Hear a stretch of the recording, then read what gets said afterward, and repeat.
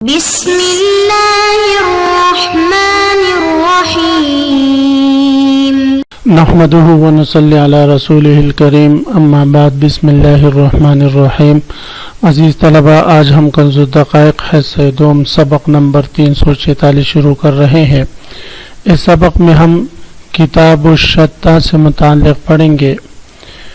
مصنفین رحمہم اللہ تعالی کی یہ عادت ہوتی ہے کہ وہ کتاب کے آخر میں تمام ابواب سے وہ مسائل جو ان میں ذکر کرنے سے رہ گئے ہوں یا کچھ ایسے مسائل جو کسی خاص باب کے ساتھ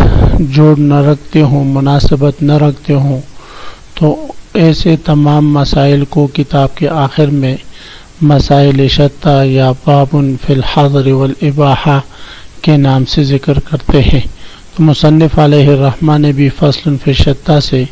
کنز کے متفرق مسائل اس فصل میں ذکر کیے ہیں جو نادر ہیں اور بڑے اہم مسائل ہیں۔ آپ حضرات سنیں گے، انشاءاللہ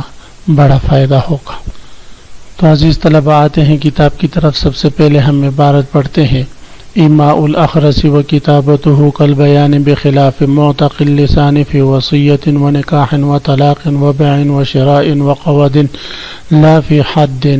غنم مذبوحة ومیتة فإن كانت المذبوحة أكثر تحر وأكل وإلا لا لف صوب نجس فظهر رطوبته على صوب طاهر لكن لا ينعصر لو عصر لا ينجس رأس شاة ملطخ بالدم أحرق وزال عنه الدم فاتخذ منه مرقة جاز والحرق كالغسل۔ مسائل شتہ۔ شتہ یہ شتیتن کی جمع ہے، اس کا معنی ہے متفرق، جیسے کہ مرضى مریض کی جمع ہے، بمعنی مریض کے، بیمار کے۔ اس باب میں جیسے میں نے بتایا کہ مصنف علیہ الرحمہ کنز میں مختلف ابواب سے مناسبت رکھنے والے یا کچھ ایسے نادر مسائل جو کسی خاص باب سے مناسبت یا جوڑ نہ رکھتے ہوں ان کا ذکر فرمائیں گے۔ سب سے پہلے مصنف علیہ الرحمہ ایماء الاخرس و کتابتہ کا ذکر فرما رہے ہیں کہ گونگے کا اشارہ اور اس کا لکھنا یہ کل بیان کی طرح ہے۔ گونگا وہ شخص جو ابتدا ہی سے نطق پر قادر نہ ہو، زبان سے بولنے پر قادر نہ ہو، تو ایسے شخص اگر ایسے عقود میں جن عقود کا تعلق حقوق العباد سے ہو، یہ اگر ان عقود کو لکھ کے اپنے ہاتھ سے لکھے یا جو ہے اشارہ کر لے، مثلا وصیت کرنی ہے تو وصیت لکھ کر دے دیں، اخرس آدمی، گونگا آدمی، یا نکاح کے بارے میں لکھ کر دے دے کہ میں نے فلاں بنت فلاں سے نکاح کیا،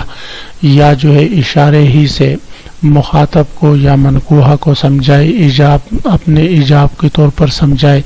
تو فرماتے ہیں اس کی یہ اشارہ اور اس کی یہ کتابت کل بیان صریح گفتگو اور صریح ایجاب و قبول کی طرح ہے۔ پھر یہ بات یاد رکھیں عزیز طلبہ کہ کتابت یہ جب کوئی عام صحیح قادر اللسان قادر الکلام شخص وہ اپنی بات کتابت میں نقل کرتا ہے، مثلا طلاق کتابت کی صورت میں دیتا ہے، خط کی صورت میں دیتا ہے، تو اس کا بھی اعتبار کیا جاتا ہے۔ تو اخرس سے کتابت کی صورت میں جاب و قبول کا اعتبار بطریق اولا ہونا چاہیے۔ لیکن کتابت کی فقہاء نے 3 قسمیں ذکر کی ہیں۔ پہلی قسم میں مستبین مرسوم، کہ واضح ہو اور پڑھا جاتا ہو، جس طرح کہ عام کتابت میں لکھیں اور خط پر لکھیں اور ورق پر لکھائی کی ہو، وہ بالکل واضح ہو کہ میں فلاں بنت فلاں سے نکاح کرنا چاہتا ہوں یا میں نے فلاں بنت فلاں سے نکاح کر لیا، واضح طور پر لکھا ہو تو اس کو مستبین مرسوم کہا جاتا ہے۔ اس کا اعتبار بالاتفاق کیا جاتا ہے اور اس پر احکام لاگو ہوتے ہیں۔ دوسرے قسم کی وہ کتابت کی وہ قسم ہے جو مستبین ہوں لیکن غیر مرسوم ہوں، واضح تو ہوں لیکن یہ ہے کہ پڑھا نہ جا سکتا ہو، جیسے کہ دیوار پر کوئی لکھ کے یا پتوں پر لکھ کے، درخت کے پتوں وغیرہ پر عام عادت کے خلاف کوئی اس طرح لکھائی کرے، تو اس صورت میں ایسی لکھائی سے بغیر نیت کے کوئی عقد وغیرہ واقع نہیں ہوگا جب تک کہ اس کی نیت نہ ہو۔ اور تیسری صورت وہ غیر مستبین اور غیر مرسوم ہے، جس طرح کہ ہوا پر کوئی لکھے یا جو ہے کوئی شخص جو ہے پانی پر کوئی ہاتھ وغیرہ سے لکھے، تو اس لکھائی کا اعتبار نہیں ہوتا۔ تو بہرحال گونگے کا اشارہ کرنا اور گونگے کا لکھنا کل بیان یہ بیان کی طرح ہے، صحیح گفتگو کی طرح اس کا حکم ہوگا، بخلاف معتقل لسان، بخلاف معتقل لسان کے۔ معتقل لسان سے مراد وہ شخص ہے جو ابتداءً تو بات کرنے پر قادر تھا لیکن بعد میں اس کی زبان اٹک گئی اور کسی وجہ سے اب وہ قادر الکلام نہ رہا، یعنی مرض کی وجہ سے یا کسی اور کی وجہ سے۔ تو فرماتے اس صورت میں یہ شخص اگر لکھائی کرے تو اس کی لکھائی کا اعتبار نہیں ہوگا جب تک کہ یہ واضح طور پر گفتگو نہ کریں۔ ہاں اگر اس نے لکھائی کی اور لکھائی کرنے کے بعد جو ہے وہ لکھائی اس کے سامنے پڑے گی بلند آواز سے اور اس نے اس کی اشاروں میں تصدیق بھی کر لی، تو پھر اس صورت میں معتقل لسان کی کتابت بھی جو ہے وہ قابل قبول ہوگی۔ لیکن اخرس یعنی اس کا جو اشارہ ہے ایما ہے معتقل لسان کا، تو معتقل لسان کی ایما اشارے قابل قبول نہیں، اس لیے کہ وہ اصل پر قادر ہے۔ ہاں اگر کوئی شخص ایسا مریض ہو جائے اور اس کی زبان اب اٹکنے میں جو ہے اتنی شہرت اس کو ہو جائے کہ وہ کافی عرصے سے مریض ہے، بات کرنے پر قادر نہیں ہے، تو پھر اس صورت میں اس کی اشارہ بھی قابل قبول ہوگا۔ فی وصیت یعنی اخرس کی ایما اشارہ اور اس کی کتابت، یہ وصیت کے باب میں، نکاح کے معاملے میں، طلاق میں اور بے میں اور شراء میں، وقود اور قصاص میں کل بیان صریح کی طرح ہے، یعنی صریح گفتگو کی طرح ہے، لا فی حد، البتہ حد میں نہیں ہے۔ حد اگر یہ کسی شخص پر جاری کرنا چاہتا ہے تو حد میں گونگے شخص کا اشارہ اور اس کی کتابت جو ہے وہ بیان کی طرح نہیں ہوگا، لأنہ یندرع بالشبہات، اس لیے کہ حد جو ہے وہ معمولی شبہات سے بھی ساقط ہو جاتا ہے، تو ہو سکتا ہے کہ اس کے اشارے میں کوئی اور مطلب ہو اس کے اشارے کا، یا اس کی لکھائی شاید کسی اور نے لکھی ہو، تو اس میں شبہات بہرحال پائی جاتی، اس لیے فرماتے ہیں کہ حد میں ان کے اشارے جو ہے وہ معتبر نہیں ہوں گے۔ غنم مذبوحۃ ومیتۃ فإن كانت المذبوحۃ اکثر تحرى واکل والا لا۔ صورت مسئلہ یہ ہے کہ دوسرا مسئلہ بیان ہو رہا ہے کہ اگر بہت ساری بکریاں پائی گئی جو جن سے سر کٹا ہوا ہے، چمڑا اترا ہوا ہے یا چمڑا ساتھ ہے، لیکن سر سب سے کاٹ دیا گیا ہے، الگ کر دیا گیا ہے، اور سب جو ہے بظاہر مذبوحہ لگ رہی ہیں، لیکن اس میں یہ بھی یقین ہے کہ کچھ مذبوحہ ہے اور کچھ مردار ہے ان میں، تو اب کون سے مذبوحہ ہے اور کون سے مردار ہیں، تو اس بات کی تمیز کے لیے فقہاء رحمہم اللہ تعالی نے یہ ضابطہ ذکر کیا ہے کہ الاکثر حکم الکل، کہ اکثر کو کل کا حکم دے دیا جاتا ہے۔ مطلب یہ ہے کہ اگر اکثر مذبوحہ ہو تو پھر اس میں کھانے والا تحری کر کے، غور و فکر کر کے، جو جس بکری کے بارے میں اس کے ذبح ہونے کا یقین ہو جائے تو اس کو کھائے، اور جس کے بارے میں یقین نہ ہو تو اس کو چھوڑ دے۔ ہاں اگر اکثر وہ مردار بکریوں کی ہے تو اس صورت میں پھر تحری کے بعد بھی اس کے لیے کھانا پھر جائز نہیں ہوگا۔ اگر سب برابر ہے تو اس صورت میں بھی پھر تحری کر کے جو ہے کھا سکتا ہے، وگرنہ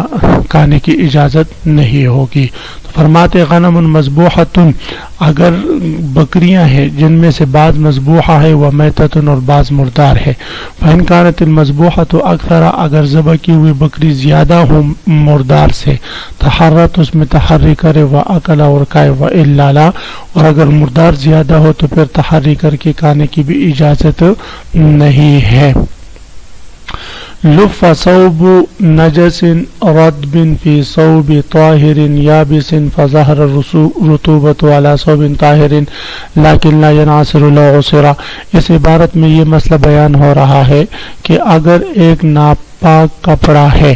اور اس ناپاک کپڑا ایسا ہے کہ وہ گیلا ہے، ابھی تک سوکھا نہیں ہے، اور یعنی